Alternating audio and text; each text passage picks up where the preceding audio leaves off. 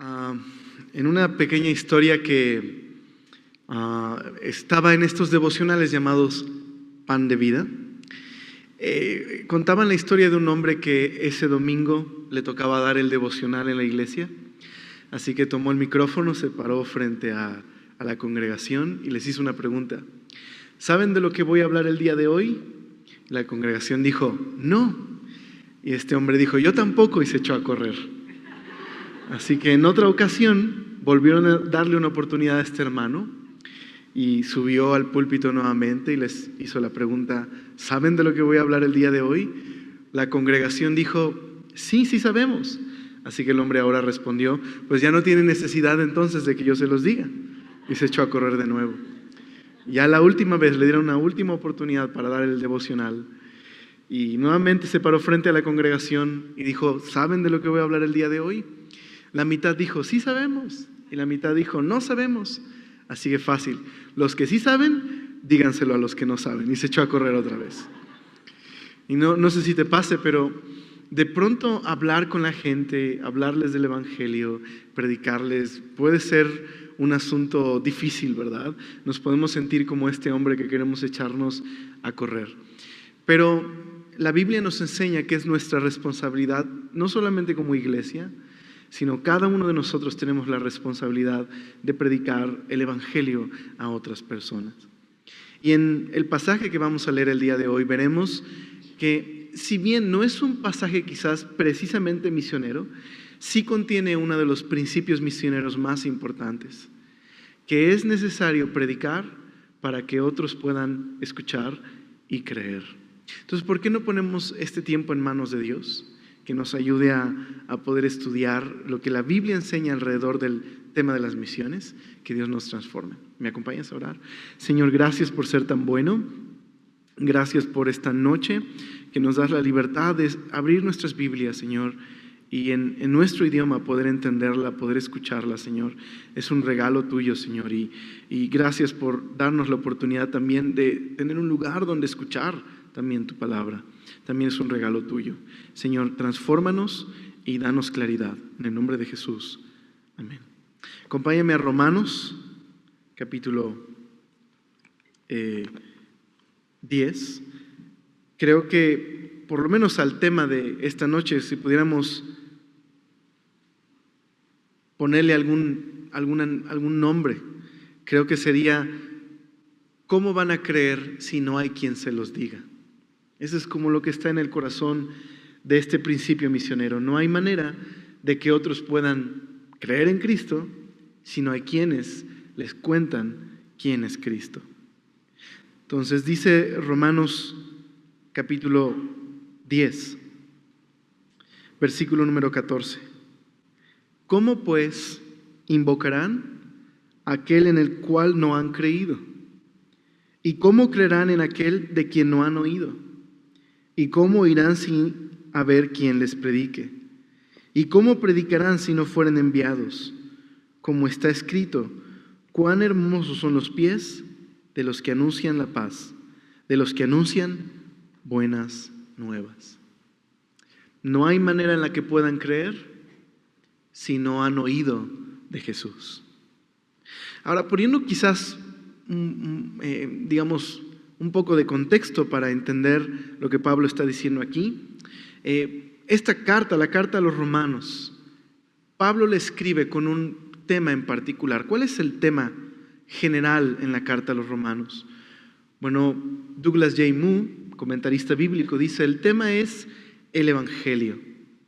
Pablo afirma desde el capítulo 1 de Romanos, no me avergüenzo del evangelio, porque es, dice él, poder de Dios para salvación, y sea todo aquel que cree, ya sea judío o griego, un no judío. El evangelio, no se avergüenza del evangelio, es poder de Dios para salvación.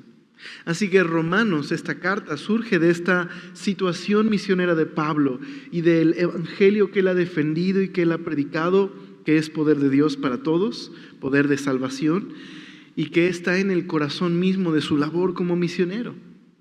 Ahora, en esta carta Pablo responde algunas preguntas. ¿En qué consiste el Evangelio en el que hemos creído? ¿Por qué todas las personas necesitan escuchar este Evangelio? ¿Cómo es que una persona puede experimentar el Evangelio y la salvación de Dios? ¿Cuál es el impacto que tiene el Evangelio en la vida diaria de las personas? Por decirlo así, Pablo en Romanos nos enseña lo siguiente: la gran historia de salvación de Dios para la humanidad. Eso es Romanos. Pablo enseña esta historia de salvación. Ahora, en los capítulos 9 al 11 de Romanos, Pablo específicamente está respondiendo a un asunto importante dentro de la historia de la salvación. Y esta situación es: ¿qué ha sucedido con el pueblo de Israel a quienes Dios dio la promesa de salvación? Porque Pablo presenta un problema. La mayoría de ellos han rechazado a Jesús. La mayoría de ellos no creen en el Evangelio. Así que Pablo aborda este tema en esos capítulos. ¿Qué ha sucedido con el pueblo de Israel? Y la respuesta de Pablo es: ellos han escuchado el Evangelio, ellos han entendido el plan de Dios y sin embargo han continuado en esa obstinación de rechazar el plan de Dios. De hecho, podríamos resumir lo que Pablo quiere decirnos en el capítulo 10 respecto a esto, en el versículo número 19. Mira lo que dice. Dice: también digo, ¿no ha conocido esto Israel? Es decir, ¿no ha conocido el plan de salvación, el Evangelio e incluso el que Dios quería alcanzar personas que no fueran judías? Dice: ¿no han conocido esto Israel? Primeramente Moisés dice: yo os provocaré a celo con un pueblo que no es pueblo. Con pueblo insensato os provocaré a ira. E Isaías dice resueltamente: fui hallado de los que no me buscaban. Me manifesté a los que no preguntaban por mí. Entonces Pablo aplica este texto a los no judíos y dice: aquellos que no eran judíos, ellos ni siquiera me estaban buscando. Y yo me he revelado a ellos. Ellos han encontrado mi gracia. Pero mira el 21. Pero acerca de Israel dice: todo el día extendí mis manos a un pueblo rebelde y contradictorio. Entonces simplemente Pablo está describiendo la situación de Israel en el plan de salvación y lo que dice es: en cuanto a los judíos, todavía mi gracia se extiende hacia ellos, pero ellos resueltamente, obstinadamente rechazan el Evangelio. Dice Pablo: no todos, pero sí la mayoría. Pero en cuanto a los no judíos, Pablo dice: los que no estaban buscando a Dios, Dios se ha revelado por medio del Evangelio a ellos. Entonces ese es el contexto del pasaje. Y este pasaje parecería no ser un pasaje misionero, ¿verdad? No parece ser, por lo menos en su intención principal, un pasaje misionero. Pero existen dos principios que son implícitamente misioneros en este pasaje. Y es ahí donde nos vamos a enfocar, después de haber quizás simplemente descrito un poquito de la situación. Pablo, aunque no nos enseña principalmente este pasaje como un pasaje misionero, sí nos dice dos cosas. Nos dice que Dios ha trazado un plan de salvación y que ese plan de salvación es para todos.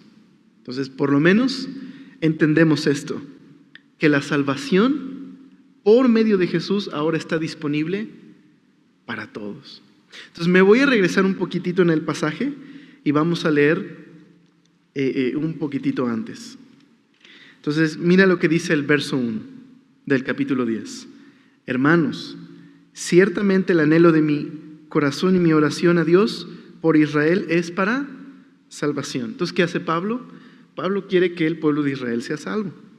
Porque yo les doy testimonio de que tienen celo de Dios, pero no conforme a ciencia. Porque ignorando la justicia de Dios y procurando establecer la suya propia, no se han sujetado a la justicia de Dios, porque el fin de la ley es Cristo, para justicia a todo aquel que cree. Porque de la justicia que es por la ley, Moisés escribe así: el hombre que haga estas cosas vivirá por ellas. Entonces Pablo simplemente dice: mi anhelo, mi oración es que Israel sea salvo. Pero este es el problema. Yo doy testimonio que tienen una gran devoción a Dios, pero no es conforme al conocimiento. Porque están intentando conseguir la justicia de Dios por medio de sus obras. Y han rechazado el medio que Dios ha establecido para recibir esa justicia, que es la fe en Jesús. Entonces Pablo dice, porque la justicia que es por la ley dice así: el hombre que haga estas cosas vivirá por ellas. Lo único que Pablo está diciendo ahí es, cuando la justicia se trata de obtener por medio de la ley de Moisés, entonces depende de esto, de mis méritos, de mis obras. Pero dice el verso 6, pero la justicia que es por la fe dice así: no digas en tu corazón quién subirá al cielo, esto es para traer abajo a Cristo, o quién descenderá al abismo, esto es para hacer subir a Cristo de entre los muertos. Mas, ¿qué dice? Cerca de ti está la palabra en tu boca y en tu corazón. Esta es la palabra de fe que predicamos, que si confesares con tu boca que Jesús es el Señor y creyeres en tu corazón que Dios lo levantó de los muertos, serás salvo. Porque con el corazón se cree para justicia, pero con la boca se confiesa para salvación. Y mira el verso 11. Pues la Escritura dice, todo aquel que en él creyere no será avergonzado, porque no hay diferencia entre judío y griego, pues el mismo que es Señor de todos es rico para con todos los que le invocan, porque todo aquel que invocar el nombre del Señor será salvo. Así que aquí está implícito este principio misionero, que el evangelio es de carácter universal, que el evangelio es para todos, que la salvación está disponible para todos. Los últimos versículos que leí en la NBI dice, todo el que confíe en el Señor jamás será defraudado. Esto es, no vendrá a juicio y a condenación, porque no hay diferencia entre judío y gentiles, pues el mismo Señor es Señor de todos y bendice abundantemente a cuantos le invocan, porque todo el que invoca el nombre del Señor será salvo. Entonces aquí está este principio.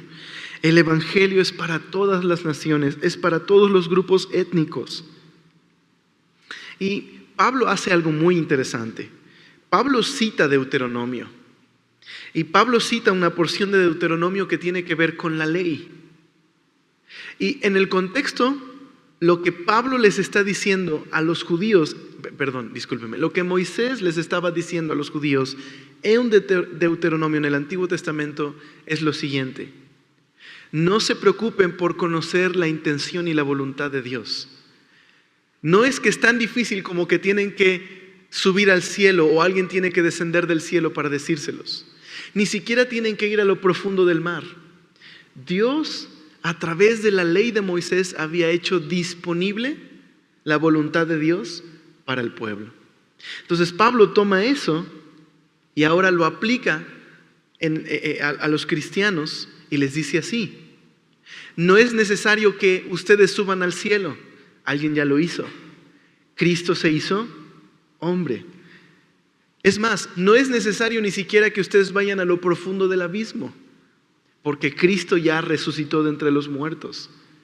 Más bien, así como Dios había hecho disponible la ley, su intención y su voluntad revelada a los judíos en el Antiguo Testamento, así ahora, por medio de Cristo, Dios ha hecho disponible su plan de salvación para todos. Entonces, aquí está este principio. No tengo que irme a lo profundo del mar, no tengo que subir al cielo. Cristo ya ha traído este mensaje. Dios se ha revelado claramente a través de la encarnación.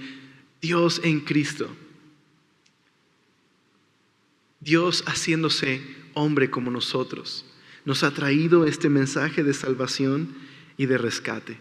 Entonces lo que dice Pablo es: ¿qué necesita un hombre para ser salvo?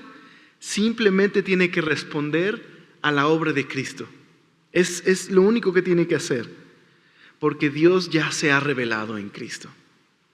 Ahora, lo interesante es que Pablo sabía que este carácter universal del Evangelio estaba prometido incluso desde el Antiguo Testamento. Por ejemplo, en otra carta, en Gálatas, Pablo cita lo que Dios le había prometido a Abraham. En el Antiguo Testamento, si lo quieres buscar más adelante, en Génesis 12, nos dice que Dios le dice a Abraham: voy a hacerte famoso, te voy a dar una tierra, te voy a dar una descendencia, y le promete lo siguiente: a través de ti, de tu simiente, serán benditas todas las familias de la tierra. Luego Pablo en Gálatas dice: esa simiente es Cristo. La promesa de Dios de bendecir a todas las familias de la tierra por medio de Abraham se cumple en un descendiente de Abraham, que es Jesús. Así que ya desde el Antiguo Testamento había esta promesa de la universalidad, por decirlo así, del Evangelio. Ahora, otro pasaje del Antiguo Testamento que Pablo cita aquí en Romanos, interesante. Dice el versículo número 17. Así que la fe es por el oír, y el oír por la palabra de Dios. Pero mira lo que dice Romanos 10:18. Pero digo, ¿no han oído? Antes bien, por toda la tierra ha salido la voz de ellos, y hasta los fines de la tierra sus palabras. Ahora, Pablo está citando el Salmo 19. El Salmo 19 dice que los cielos cuentan la gloria de Dios y el firmamento anuncia las obras de sus manos. Y dice que por toda la tierra ha salido su voz, de un extremo a otro. De manera que sin palabras se ha escuchado su voz. Es decir, la creación es el mensaje que está disponible para todos de que Dios es el creador. Y lo único que está haciendo Pablo es tomar esas palabras del Salmo 19 para aplicarlas al mensaje del Evangelio, para decir: así como la creación es un testimonio universal que todos los seres humanos pueden acceder a ese testimonio para conocer que Dios es el creador, así el mensaje del Evangelio es un mensaje universal. Está al acceso, la salvación en Cristo para todos.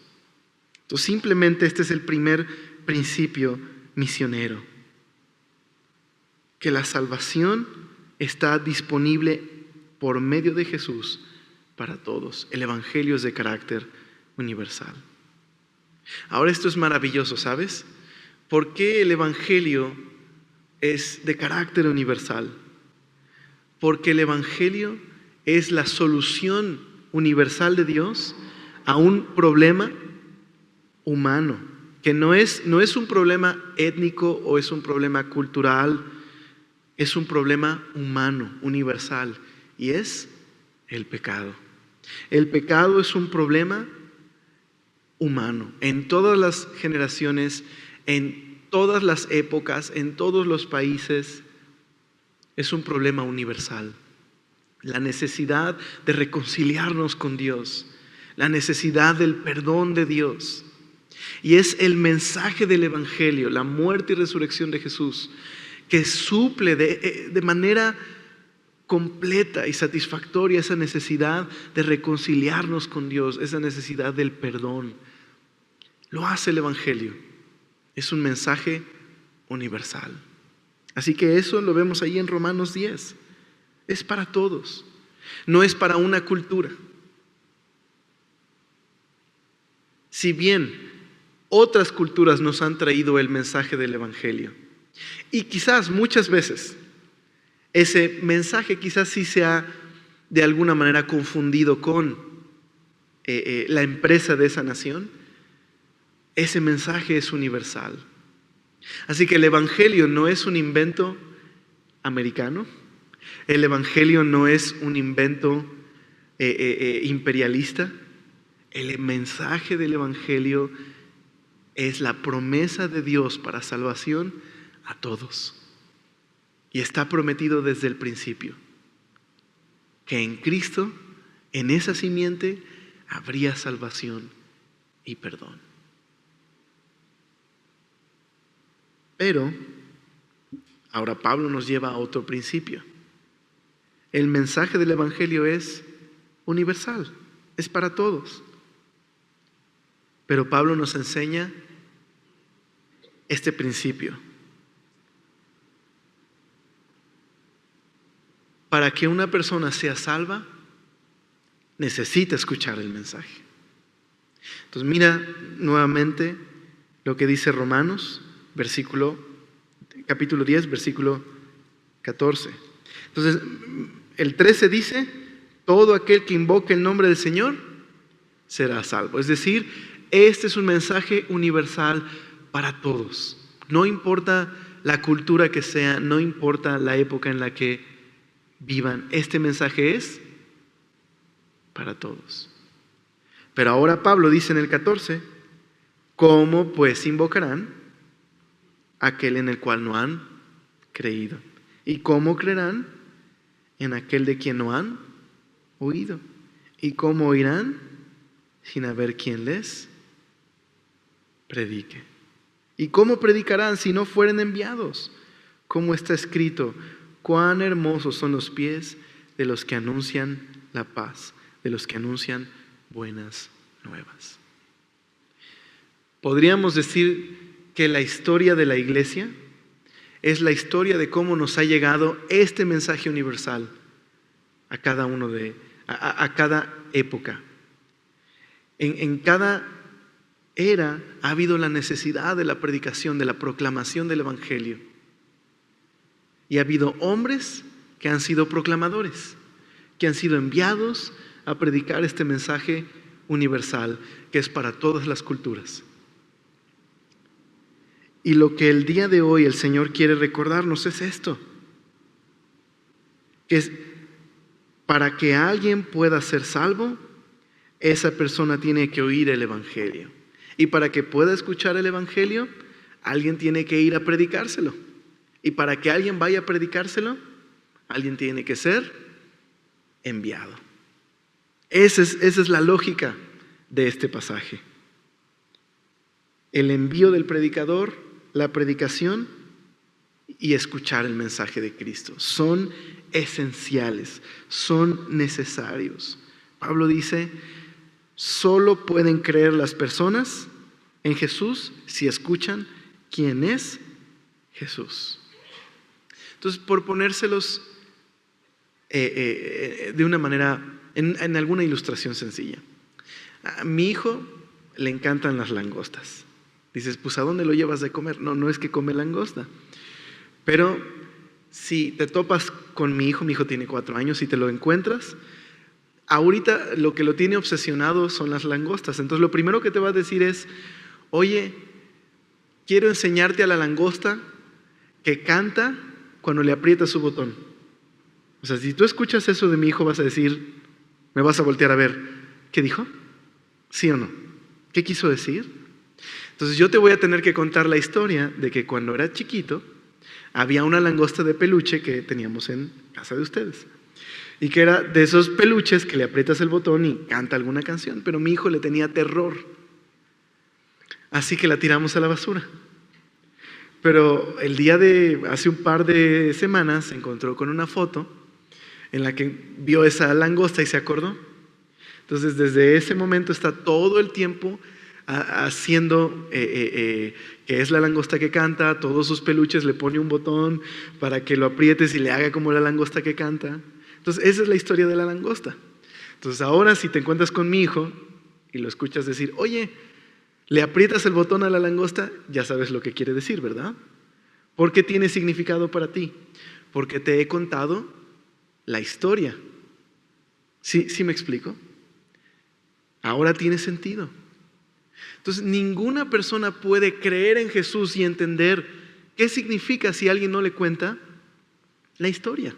No tendría ningún significado el nombre Jesús, a menos que conozca la historia de Jesús. No tiene significado hablar de la cruz, a menos que conozca esa historia.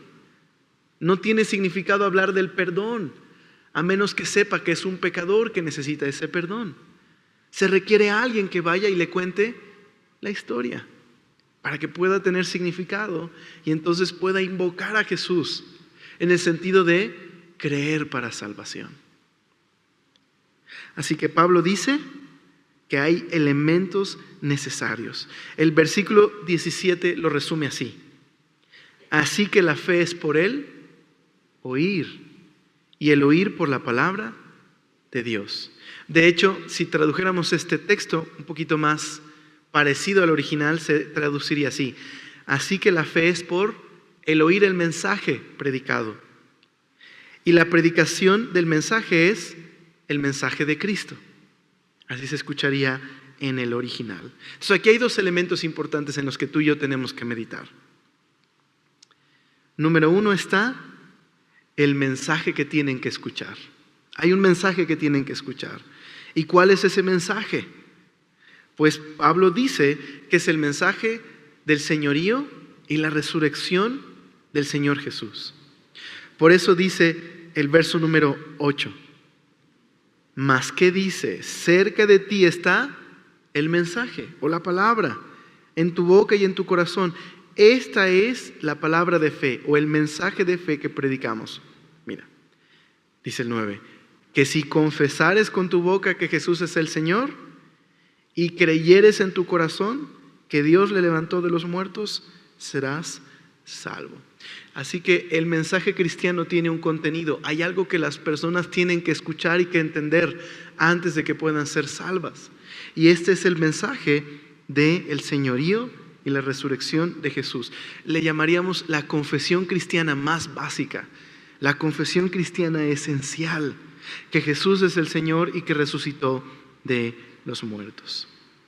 Jesús es el Señor. ¿Qué significaría esto en la época de Pablo? Bueno, en la época de Pablo había alguien a quien le llamaban Señor o Curios. Y ese título estaba reservado para el César, el emperador. En ese vasto imperio romano, en esa maquinaria que era el imperio romano, ¿cómo puedes unificar un imperio tan extenso a través de un instrumento? La adoración al emperador. Así que adoraban al emperador de manera que eso unificaba políticamente al imperio. Todos tenían que ofrecerle incienso al emperador. Tenían que llamarle Señor al emperador porque era una manera de mostrarse amigos del imperio romano, leales al imperio romano. Se habían colocado bajo la autoridad del César. Entonces, ahora imagínate, eres un cristiano en el primer siglo. La confesión más esencial dentro de la fe cristiana es que hay un Señor que está por encima del Señor del Imperio Romano, que hay un Señor de señores. Este es Jesús.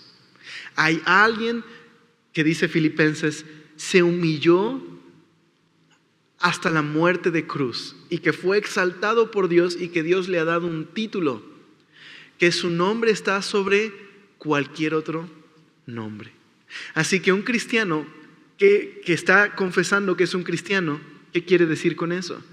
Que ha jurado lealtad a Jesús, que ha respondido a la muerte y el sacrificio de Cristo por él y ahora se ha colocado bajo su señorío, que ahora ha confesado que Jesús es el dueño de su vida, es Señor sobre su vida. Esa era por una parte. Pero por otra parte dice ahí, confesar con el corazón, creer con el corazón que Dios levantó de los muertos a Jesús. ¿Cómo puedes probar que Jesús es realmente quien dice ser? Que Él perdona pecados y que Él es el Señor del universo. Pues resucitando de los muertos, ¿verdad?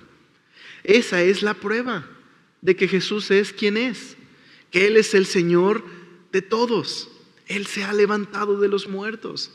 Así que creer que Jesús se levantó de los muertos es básicamente creer que Él es Dios. Esa es la confesión cristiana esencial. No puedo llamarme cristiano sin haber confesado que Él es Señor y que ha resucitado de los muertos. Esa es la confesión cristiana esencial. Ahora, lo interesante aquí es que dice que debes creer en tu corazón. Es interesante que ¿Qué significa creer? ¿Qué es creer? Bueno, creer aquí no es simplemente tener una convicción intelectual.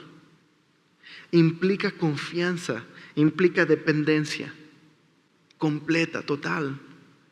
Poniendo un ejemplo, si un niño se aventara de el filo de una ventana a los brazos de su papá, ¿qué es lo que hace que un niño haga eso? Que esté dispuesto a arriesgarse y aventarse para caer en los brazos de su papá. Confianza. Confía en su papá. Esta es la diferencia entre decir que creemos a decir creemos en. ¿Me explico? Así que no significa que los cristianos depositamos nuestra confianza en la doctrina de la resurrección, sino que los cristianos confiamos en el Señor resucitado. ¿Me explico? Afirmamos que Jesús es Dios, pero más que eso, hemos colocado nuestra vida en sus manos. Así que cuando Pablo dice que debemos creer en Jesús, no simplemente es que afirmamos que Jesús es Dios, o que somos de la opinión de que Jesús es Dios, o que después de una detenida consideración de los hechos hemos llegado a la conclusión de que Jesús es Dios, sino sencillamente que confiamos en Jesús, que estamos dispuestos a poner nuestras vidas bajo su señorío, que es en Jesús, el Señor resucitado, que tenemos toda nuestra existencia. Entonces, ¿se dan cuenta? Esa es la confesión cristiana. Ese es el mensaje que proclamamos.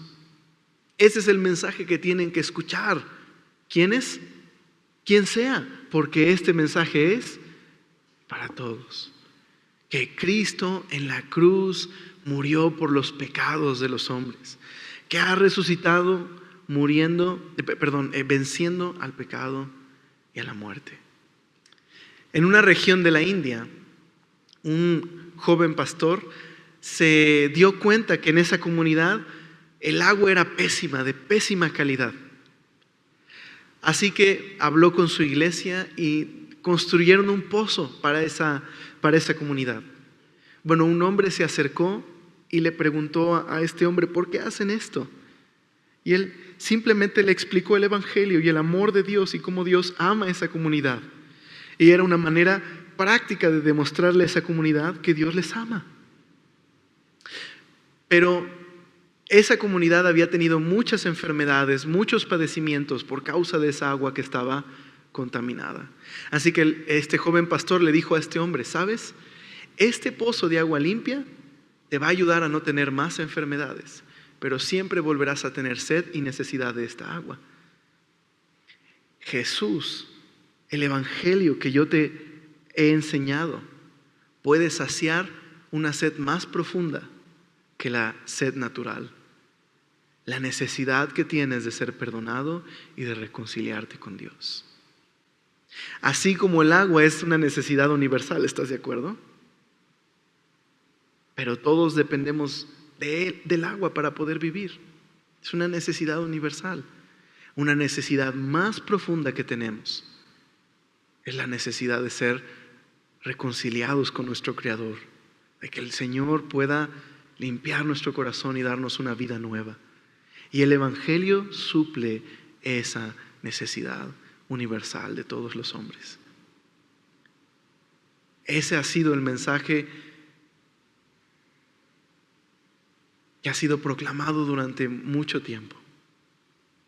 No importa si vivo en China, no importa si soy de la tribu tal, no importa si vivo en la Ciudad de México, no importa si tengo mucho dinero o tengo poco dinero, no importa mi condición social, no importa nada de eso, la lengua que yo hable, el evangelio es para todos. Y este es el mensaje que proclamamos. Pero eso solo es una parte. Volvamos a leer el verso 17. Así que la fe es por el oír el mensaje, y el oír es por la palabra de Dios. El mensaje tiene que ser proclamado, así que hay quienes tienen que ir a proclamarlo. Nadie puede ser salvo a menos que escuche esta proclamación. Así que esta es la fórmula de Pablo. La proclamación del Evangelio es nuestro privilegio, familia. Es nuestra encomienda. Es nuestra responsabilidad.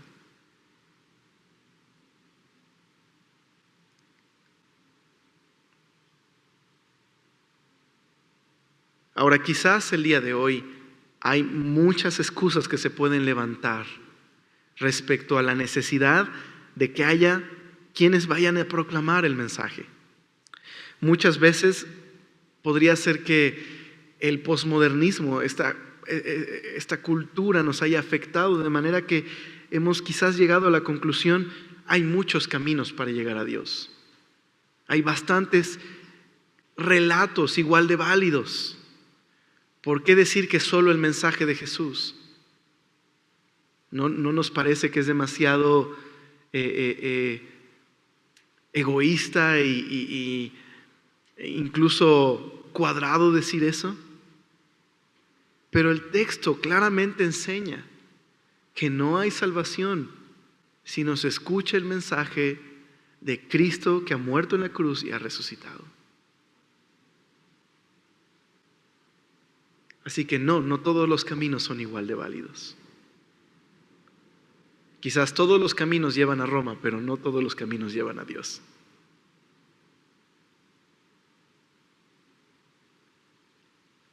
Y sé que para nuestras mentes posmodernas es difícil asimilar esto.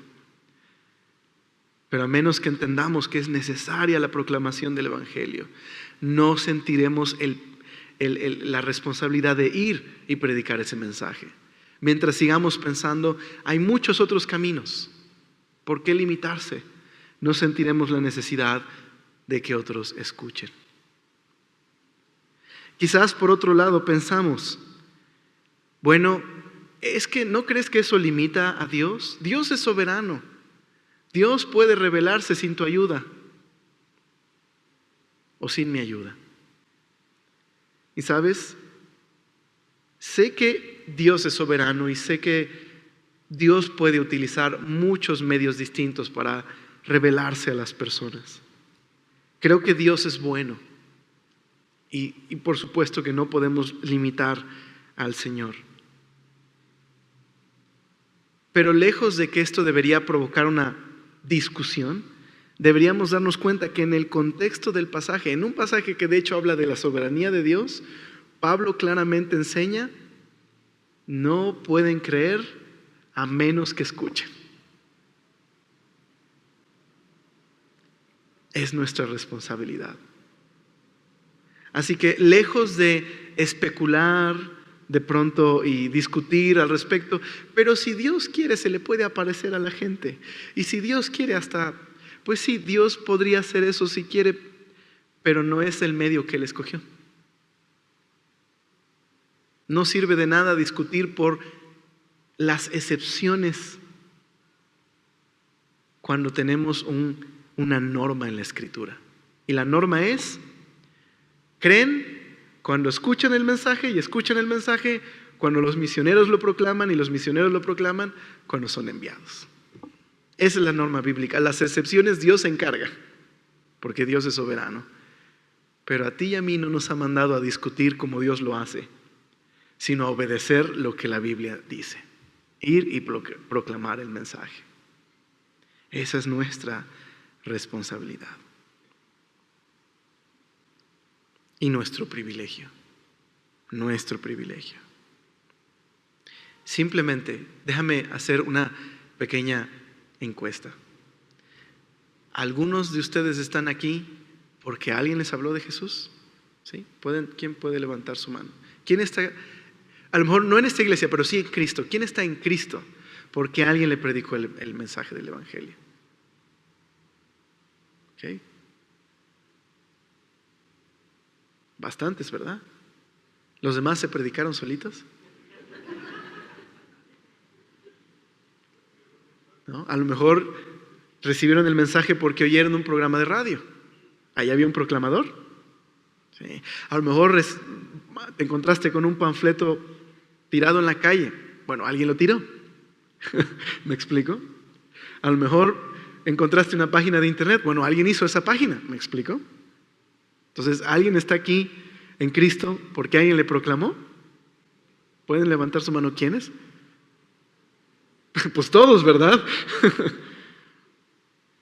¿Se necesitarán proclamadores?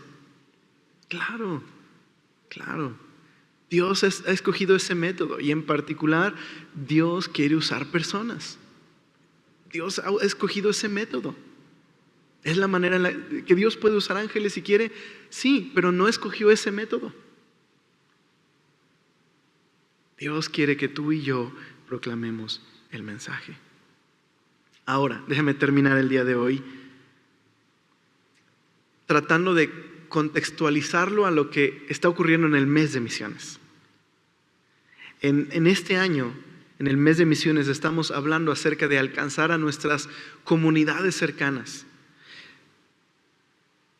porque hay una necesidad de que ellos escuchen el mensaje del Evangelio.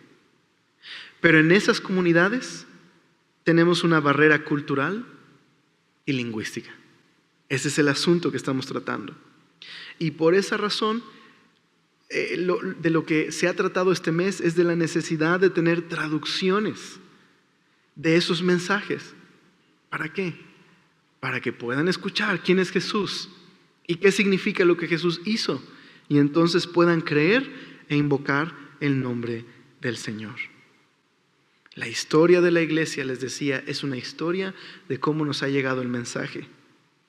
Y por lo tanto, la historia de la iglesia, la historia de las misiones, siempre ha sido una historia de la traducción del texto. Siempre que ha habido misiones, ha habido la traducción del texto bíblico. Quisiera compartirles algunos ejemplos. Por ejemplo, tenemos la historia de Cirilo y Metodio.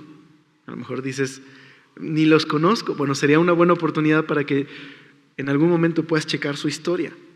Pero Cirilo y Metodio eran unos hermanos, si mal no recuerdo, por ahí del siglo VI, si mal no recuerdo, que fueron invitados por el rey de Moravia, lo que sería la región de Europa conocida como la República Checa.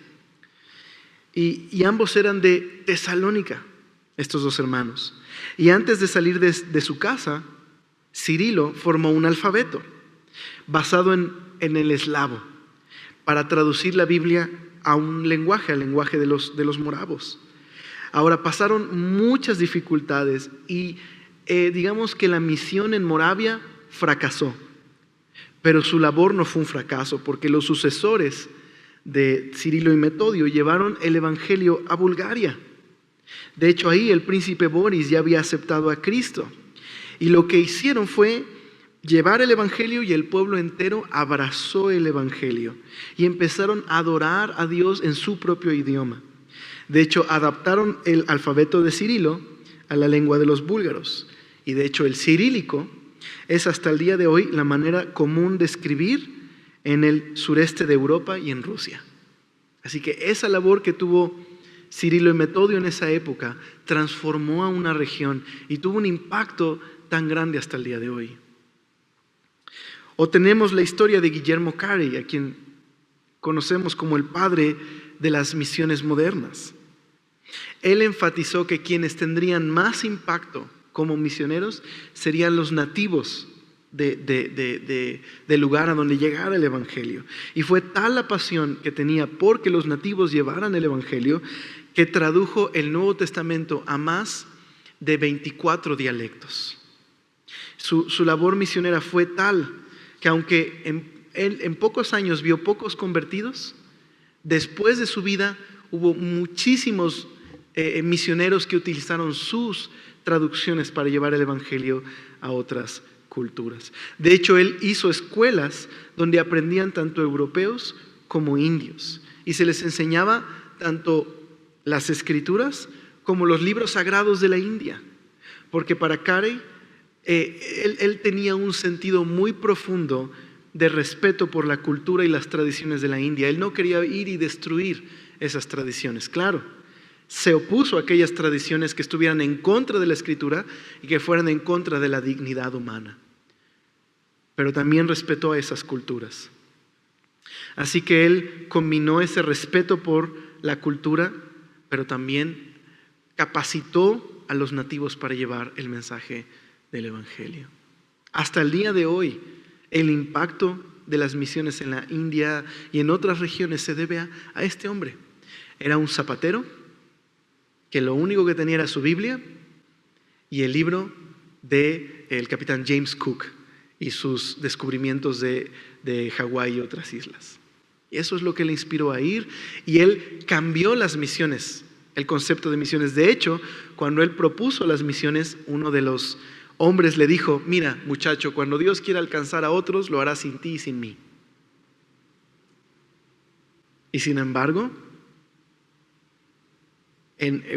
Carey entendía esta responsabilidad. Por último, déjame terminar con esta historia.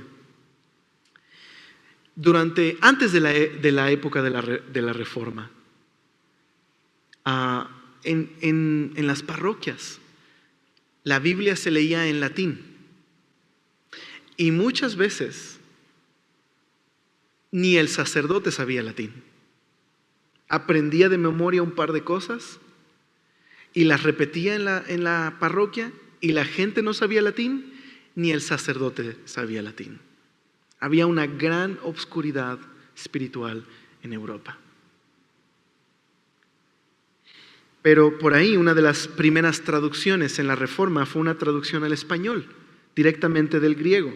Fue Francisco Encinas que hizo esa obra, y más adelante fue editada por un hombre llamado Juan Pérez de Pineda. Y esa revisión de Juan Pérez de Pineda se hizo bajo el amparo de la Reforma Protestante. Ahora, sus publicaciones no pudieron llegar a quienes estaban destinadas, precisamente porque había una fuerte oposición, pero un hombre llamado Julián Hernández se ofreció a introducir Nuevos Testamentos a España, y estuvo viajando de aquí para allá llevando esos Nuevos Testamentos hasta que fue perseguido y la Inquisición lo juzgó. Pero uno de esos Nuevos Testamentos lo introdujo en un monasterio llamado San Isidoro del Campo. ¿Cuál fue el resultado? Muchos monjes se convirtieron al Evangelio al escuchar, a leer el Evangelio en su idioma. Y los primeros que huyeron exiliados de ese monasterio fueron Casiodoro de Reina y Cipriano de Valera. Y ellos comenzaron una obra de traducción que sería llamada más adelante La Reina Valera. Así que tu Biblia, la que tienes aquí, la que puedes leer y entender, tuvo un costo, hubo un precio. Quienes fueron y proclamaron el Evangelio. Todos como iglesia tenemos que estar involucrados en proclamar el mensaje, porque es nuestra responsabilidad, es lo que Dios nos ha dado y es de lo que Dios nos pedirá cuentas. Claro, no es que si proclamo el Evangelio me gano el cielo, sino porque tú y yo hemos escuchado el Evangelio, que tenemos esa responsabilidad, ese privilegio y esa libertad, incluso el día de hoy en este país, de ir y predicarlo. Casiodoro de Reina escribió esto: intolerable cosa es a Satanás, padre de mentira y autor de tinieblas, que la verdad de Dios y su luz se manifiesta en el mundo. Porque por ese solo camino es deshecho su engaño, se desvanece sus tinieblas y se descubre toda vanidad sobre que su reino es fundado, de donde luego está cierta su ruina. Y los míseros hombres tienen ligados en muerte con prisiones de ignorancia. Dice, enseñados con la divina luz, se les salen de su prisión a vida eterna y a la libertad de los hijos de Dios. Lo que el Evangelio puede traer a una persona: libertad del pecado y libertad de las tinieblas. Lo que el Evangelio puede llevar a una cultura. Como dice el himno, grato es decir la historia. Dice, grato es decir la historia que antigua sin vejez. Parece al repetirla más dulce cada vez. Me alegra referirla, pues hay quien nunca oyó que para hacerle salvo el buen Jesús murió. Grato es decir la historia, el que la sabe ya, parece que de oírla sediento aún está. Y cuando el nuevo canto en gloria entonaré, será la antigua historia que en vida tanto amé. Entonces es nuestra responsabilidad, es nuestra misión y nuestro privilegio. Contar la bella historia del buen Jesús que para que otros sean salvos, murió. ¿Oramos? Señor, gracias por ser tan bueno. Gracias por habernos amado. Y Señor, te revelaste a aquellos que no te estaban buscando, Señor. Y en tu glorioso plan de salvación, Señor, ahora por Cristo, este mensaje es para todas las culturas. Ha sido el mensaje para todas las épocas, de libertad, de salvación, de rescate, de una nueva humanidad, Señor, santificada, restaurada, Señor,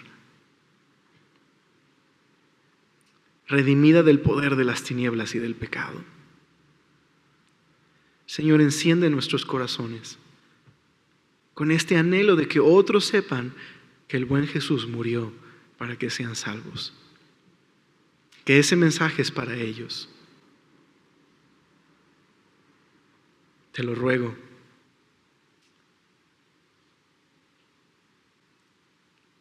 Y gracias, Señor. En el nombre de Jesús. Amén.